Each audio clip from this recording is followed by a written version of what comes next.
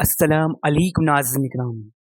नाज़रीन इकराम, आज का हमारा उन्वान ख़ास है कि मुरीद की तौबा क्या है, मुरीद को कौन सी तौबा करनी होती है, वो कौन सी 3 तौबा हैं जिन्हें करने के बाद मुरीद ताइब हो जाता है।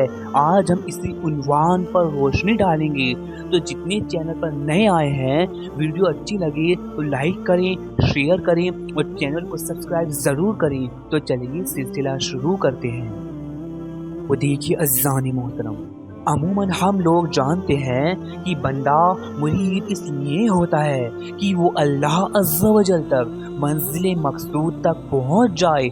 लिहाजा मुरीद को मंजिल मकसूद तक पहुंचने के लिए, मुरीद सादिक होने के लिए उसका अमली जामा भी पहनाना होता है। तो नाज़रीन किराम, तालिब व मुरीद के मुतालिक मखदूम जहां हज़रत शेख शरफुद्दीन अहमद याहया मनेरी रहमतुल्लाह अलैह फरमाते हैं कि मुरीद की सबसे पहली तौबा ये है कि सबसे पहली चीज़ ये है कि इंसान का जिस्म, उसके कपड़े और उसकी ग़िज़ा पाक व हलाल हो। यानी जिस्म, कपड़े व ग़िज़ा हलाल व पाक नहीं है तो अल्लाह की बारगाह में इसके मुतालिक तौबा करे, हलाल व पाक की तरफ कदम आगे बढ़ाए।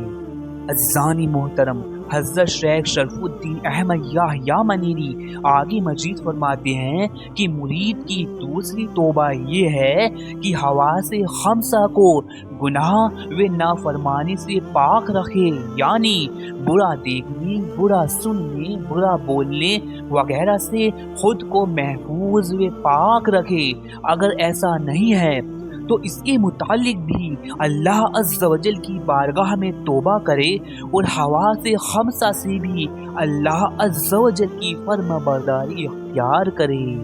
अज़ीज़ानी मोहतरम, इसके अलावा शेख शरफुद्दीन अहमद याहया मनेरी तीसरी तौबा बताते हुए फरमाते हैं कि मुरीद की तीसरी तौबा ये है कि दिल को बुख्ल, कीना व हसद बल्कि तमाम बुरी आदतों से पाक व साफ रखे। और अगर ऐसा नहीं है तो कुछ हासिल नहीं, भले कितना रोज़ा नमाज चिल्ला मुजाहिदा मुराकबा करे, कुछ फ़ायदा नहीं। लिहाजा कल्ब की इस बीमारी के मुतालिक भी अल्लाह अज़्ज़ा व जल की बारगाह में तौबा करे और कल्ब की इन बीमारियों से खुद को महफूज रखे।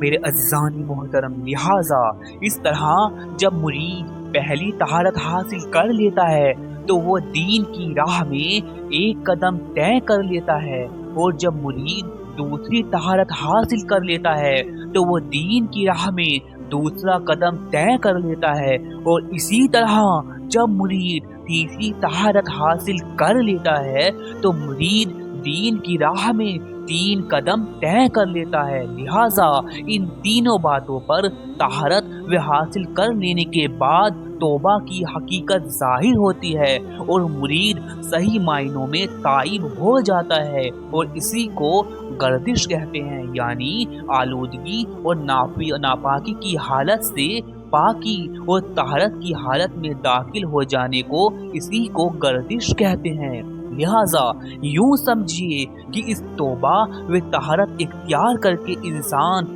जैसे कि कलीसा था मस्जिद हो गया, बुत खाना था इबादत गाह हो गया, और इस वक्त मुरीद के दिल पर आफ़ताब ईमान तुलू होता है और इस्लाम अपना जमाल दिखाता है, मार्फत का दरवाज़ा उसके सीने में खुल जाता है। लेकिन हाँ, ध्यान रहे, शेख शरफुद्दीन अहमद याहया मनेरी यह भी फरमाते हैं कि तहरत के बगैर कोई भी मामला हो, चाहे नमाज, रोज़ा, मुजाहिदा, सब ना के बराबर है। तो लिहाजा जब तौबा नसीब होगी तब ही ईमान का दरवाज़ा तुलू होगा। और ये बात भी ध्यान रखें कि ईमान का आफ़ताब भी सीने में उसी मिक़दार में रोशन होता है कि जिस मिक़दार की तौबा होती है। तो मालूम हुआ कि तौबा के मकाम को दुरुस्त करना ही सबसे अहम काम है।